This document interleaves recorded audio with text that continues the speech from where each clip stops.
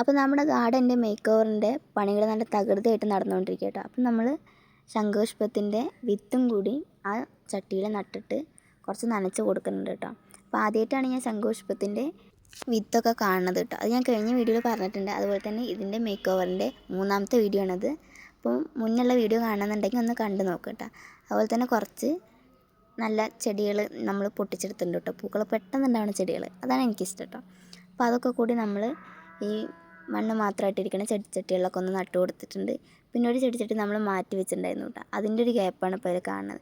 പിന്നെ നമ്മുടെ ചെടികളൊക്കെ അത്യാവശ്യം സെറ്റാക്കി വെച്ചിട്ടുണ്ട്. അപ്പോൾ ഇനി ഏകദേശം ഒന്ന് കുറച്ചുകൂടി പൂക്കളൊക്കെ ഇട്ട് തുടങ്ങുമ്പോൾ നമുക്ക് ഈ ചെടികൾ വീണ്ടും ഇവിടെ നിന്ന് മാറ്റി നടാം കേട്ടോ.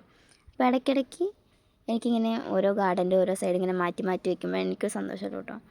അപ്പോൾ നമ്മൾ കളർ ചെടിയൊക്കെ ഒരു സൈഡിലേക്ക് വെച്ചിട്ടുണ്ട്. അതൊക്കെ പൊട്ടിച്ച് നടാനായിട്ടുണ്ട്. അപ്പോൾ അതിനൊക്കെയുള്ള പരിപാടികളൊക്കെ നമ്മൾ ഉടനെ തുടങ്ങും കേട്ടോ. പിന്നെ വേനൽക്കാലം ആയതുകൊണ്ട് തന്നെ ഉണങ്ങിപ്പോകുമെന്നുള്ളൊരു പേടിയും കൊണ്ടാണ് കേട്ടോ ഞാൻ പൊട്ടിക്കാതെ ഇങ്ങനെ വെച്ചിരിക്കുന്നത്.